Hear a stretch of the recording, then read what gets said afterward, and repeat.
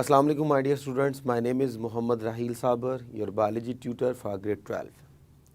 So आज के इस लेक्चर में हम एयर पोल्यूशन की एक और एग्जाम्पल डिस्कस करने जा रहे हैं विच इज़ एसिड रेन। आज के इस लेक्चर में हम डिस्कस करेंगे कि एसिड रेन से क्या मुराद है, इसके मेन काजेज़ क्या हैं, कौन कौन सी ऐसी जो हैं वो चीज़ें हैं जो एसिड रेन बनाने में हेल्प करती हैं, इसकी पीएच क्या होती है और एनवायरनमेंट में इसका अफेक्ट क्या होता है। इन तमाम चीज़ों को हम आज के लेक्चर में कवर करने जा रहे हैं। तो आइए इन तमाम चीज़ों को समझने के लिए चलते हैं लाइट बोर्ड की तरफ। बिस्मिल्लाहिर्रहमानिर्रहीम डिस्कस करने जा रहे हैं एसिड रेन के बारे में। और एसिड रेन भी हमारे पास जो है वो एग्ज़ाम्पल है एयर पोल्यूशन की।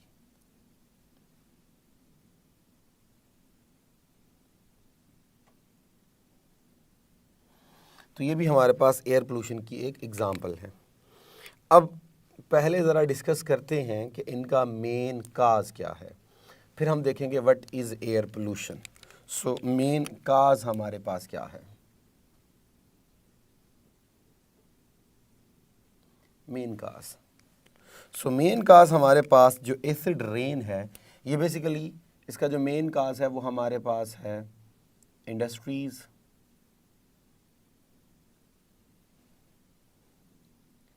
डिफॉरेस्टेशन,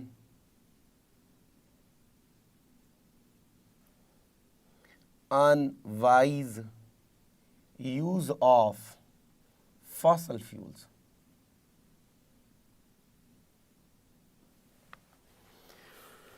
आइए ज़रा अब डिस्कस करते हैं कि एसिड रेन होता क्या है।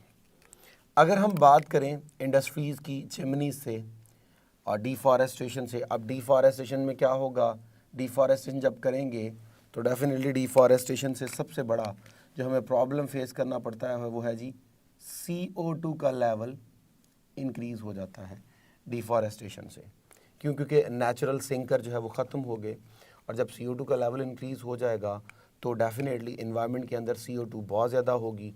उससे नुकसान क्या होगा, आइए ज़रा देखते हैं। तो इन तमाम चीज़ों की वजह से इन्वायरमेंट में इंक्रीज़ हो चुका है the level of CO2, the level of sulfur dioxide and the level of nitrogen dioxide. ये लीजिए, ये हमारे पास जो है वो फॉसल फ्यूल्स वगैरह के बर्न होने से या इंडस्ट्रीज़ के जो चिमनी से जो वेस्ट निकल रहा है, स्मोक निकल रहा है, उससे अब जैसे ही रेन हो गई तो ये क्या करेंगे, रेन के साथ वाटर के साथ ऐड हो जाते हैं, और जैसे ही ये ऐड होंगे दे will form H2CO3 carbonic acid. यहाँ पे H2SO4 बनेगा, यहाँ H2SO3 बनेगा, सल्फ्यूरिक एसिड या सल्फ्यूरिक एसिड, यहाँ HNO2 या HNO3, इन दोनों में से कोई एक बनने का चांस है, नाइट्रिक एसिड या नाइट्रिस एसिड। अब ये जो है ये आपके पास ये सारे के सारे जो हैं all of them are acidic in nature, so these are acids. तो अब जब ये एसिड बन चुके हैं by entering themselves into the rain water, so अब हमारे पास ये कन्वर्ट हो जाएगी इनटू एसिड रेन। तो ये जब गिरेगी तो ये एसिड रेन होगी। अभी जो एसिड रेन है, अगर हम इसकी बात करें कि इसकी पीएच कितनी होती है, तो आम तौर पे इसकी जो पीएच कंसीडर की जाती है, पीएच वो टिपिकली 4 to 4.5 जो है वो कंसीडर की जाती है, जबकि कुछ जगहों पे 5 पीएच भी कंसीडर हुई है। तो आम तौर पे ये 4 to 5 के दरमियान इनकी पीएच होती है, और ये एक जो है वो एसिडिक पीएच है जो कि काफ़ी ज़्यादा नुकसानदेह साबित हो सकती है। और हमेशा जब भी एसिड रेन होगी, acid rain always at a great distance from the source। तो सोर्स से बहुत ही ज़्यादा दूर जाके आम तौर पे ये होती है। मिसाल के तौर पे हमारे पास ये देखिए जी, ये हमारे पास इंडस्ट्री है, एक इंडस्ट्री है। अब यहाँ से प्रॉपर क्या होगा, इनका वेस्ट एमिट होगा और ये मूव करेगा टूवर्ड्स एयर। अब ये जो वेस्ट है इसमें CO2 हो सकती है, SO2 हो सकती है, NO2 हो सकती है, जो कि आप तौर पे फॉसल फ्यूल्स के बर्न होने से होती है, और ये चले जाएंगे इनटू दी एयर। अब एयर में जैसे ही वहाँ से बारिश हो रही है, तो ये देखिए जी, यहाँ पे ये जो बारिश हो रही है, इस बारिश के पानी के साथ ये क्या हो जाएंगे, ऐड हो जाएंगे। तो ये हमारे पास जो है ये रेन है, और जैसे ही ये बारिश के पानी के साथ ऐड हो जाएंगे, then they will form acid rain, acid rain. अब ज़रूरी नहीं है कि हमारे पास इंडस्ट्रीज़ ही मेन सोर्स हो सकती हैं इन तमाम जो है वो यानी सॉक्सिस, कॉक्सिस या नॉक्सिस का। सॉक्सिस मीन कार्बन के कंपाउंड्स, कार्बन के ऑक्साइड्स, सॉक्सिस मीन सल्फ़र के ऑक्साइड्स, और नाइट्रोजन के ऑक्साइड्स को हम नॉक्सिस कहते हैं, और लिखते हम इनको इस तरह है COX SOX NOX। तो खैर ये जो हमारे पास नॉक्सिस, सॉक्सिस या कॉक्सिस हैं, ये ज़रूरी नहीं कि हर दफ़ा हमारे पास इंडस्ट्री से ही निकलते हैं।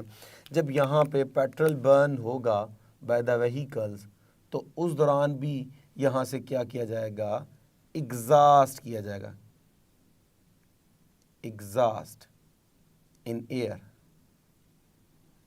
और एयर में जाके ये क्या करेगा, रेन वाटर के साथ ऐड हो जाएगा। अब जैसे ही ये एसिड रेन जो है वो प्लांट्स पे पड़ रही है, देखिए जी प्लांट्स पे पड़ रही है, तो प्लांट्स जो हैं वो फाइनली यहाँ देखिए सारे का सारा जो ग्रीन पार्ट था वो ख़त्म हो गया, यानी ये सारे का सारा जल गया, प्लांट जो है वो क्या हो गया, डैमेज हो गया। तो इकोसिस्टम में जो सबसे बड़ा मेन हमारे पास जो कीस्टोन स्पीशी होती है वो हमारे पास होती है जी प्लांट्स। आ जाके हमारी फूड चेन, फूड वेब इसी से स्टार्ट होती है। तो जब प्लांट्स ही डैमेज हो जाएंगे तो बाकी लाइफ का सर्वाइवल डेफिनेटली नहीं होगा। अब इसमें क्या क्या अफेक्ट्स होते हैं, आइए ज़रा उन अफेक्ट्स को डिस्कस करते हैं। So affects of acid rain.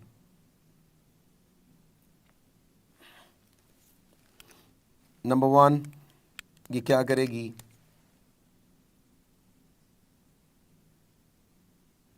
Damage कर देगी ट्रीज़ को,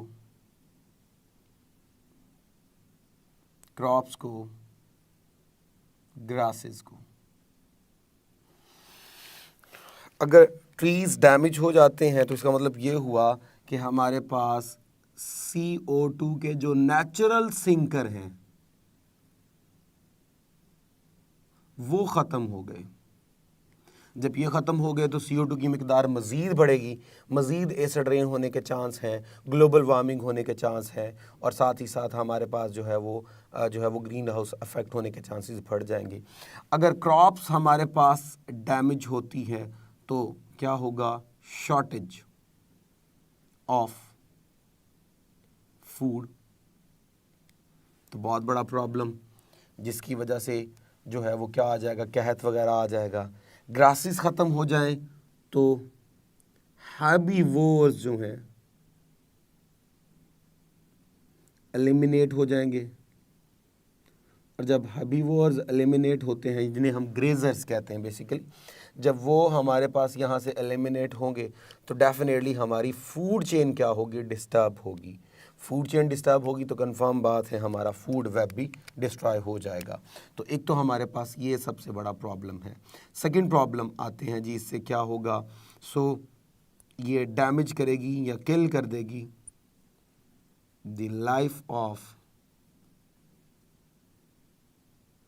माइक्रो ऑर्गेनिजम्स। अब ये बेशुमार माइक्रो ऑर्गेनिजम्स को किल कर देगी। अब इनमें से बेशुमार माइक्रो ऑर्गेनिजम्स ऐसे होंगे which are involve in decomposition, involve in decomposition. और डीकम्पोजिशन का सबसे बड़ा बेनिफिट क्या होता है? उसका सबसे बड़ा बेनिफिट ये होता है कि ये क्या करते हैं, मेंटेन मिनरल्स साइकिल। ये मिनरल्स साइकिल को मेंटेन रखते हैं। मिनरल साइकिल जो है वो प्रॉपरली चलती रहती हैं, जिससे न्यूट्रिएंट्स जो हैं वो एक बैलेंस में रहते हैं और न्यूट्रिएंट साइकिल जो है वो बरकरार रहती है। लेकिन जब ये ख़त्म हो जाएंगे तो डेफिनेटली डिकम्पोज़र जो हैं वो नहीं होंगे, डिकम्पोजिशन नहीं होगी और मिनरल्स का लेवल भी क्या होगा, डिस्टर्ब। उससे क्या होगा, शॉर्टेज ऑफ दी मिनरल्स। ये एक प्रॉब्लम यहाँ पे हो सकता है। सेकंड के बाद जो थर्ड है हमारे पास वो क्या है जी, kill many insects of soil. Soil के इंसेक्ट्स जो हैं उनको क्या किया जा सकता है, किल किया जा सकता है। अब इन इंसेक्ट्स में बेशुमार इंसेक्ट ऐसे हैं विच हेल्प इन पॉलिनेशन। तो इसका मतलब ये हुआ, ये एक नेचुरल स्टेप पॉलिनेशन का स्टॉप हो जाएगा। इसका मतलब ये हुआ कि plant will unable to reproduce, they will unable to increase their strength. तो आ जाके डायरेक्टली या इनडायरेक्टली हम प्लांट्स के ऊपर ही तो सर्वाइव करते हैं, तो वो भी क्या हो जाएंगे, ख़त्म हो जाएंगे। तो ये हमें बहुत बड़ा नुकसान फेस करना पड़ेगा। इसके अलावा minerals of soil are dissolve. अब देखिए ये एसिड रेन जो है ये हाईली रिएक्टिव है, तो ये क्या करेगी, ये डिज़ोल्व कर लेगी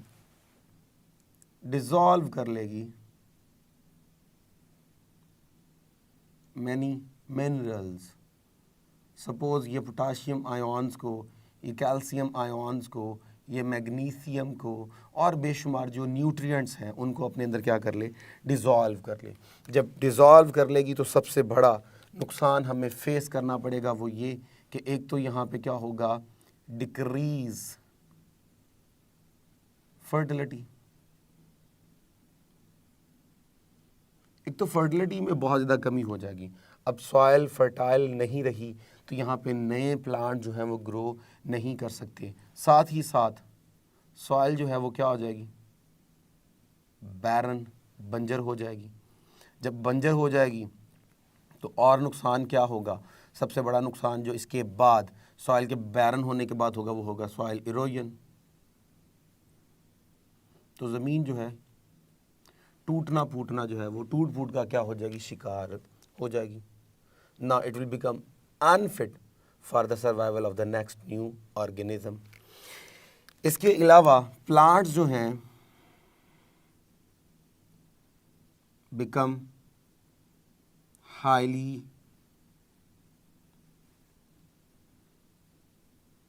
वल्नरेबल,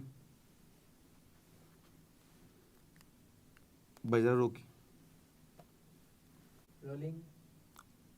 vulnerable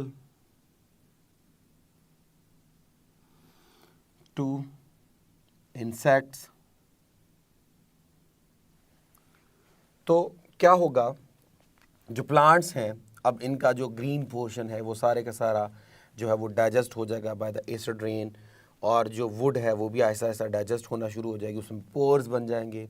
अब उनमें इंसेक्ट्स आकर रहना शुरू कर देंगे। इंसेक्ट आहिस्ता आहिस्ता उनकी रूट्स को, उनकी स्टेम्प को ख़राब कर देंगे। अब प्लांट भी सारे का सारा क्या हो जाएगा, डैमेज हो जाएगा।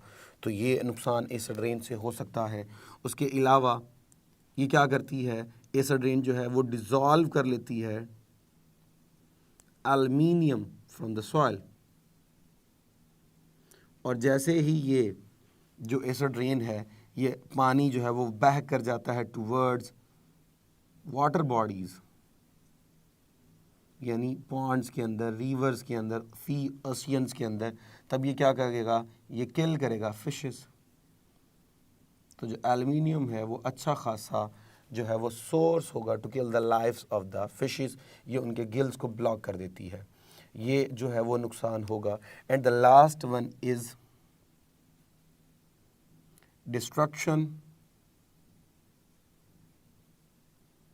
इन स्टोन्स ऑफ मैनी बिल्डिंग्स। तो जो हमारे पास बेशुमार यादगार बिल्डिंग्स हैं वो अक्सर जो है वो संगमरमर से, स्टोन से बनी हुई हैं। तो ये क्या करता है जी, उनके स्टोन को अपने अंदर डिज़ोल्व करना शुरू कर देता है। जब स्टोन इरोजन होगी, इसके लिए हम एक वर्ड यूज़ करते हैं स्टोन कैंसर, स्टोन कैंसर। तो जब ये स्टोन को डिज़ोल्व कर लेगा, स्टोन इरोजन हो जाएगी, तो डेफिनेटली वो जो बिल्डिंग्स हैं उनको भी अच्छा खासा जो है वो क्या होगा, डैमेजिंग इफेक्ट होगा। इसकी बेस्ट एग्जांपल हमारे पास ताज महल है।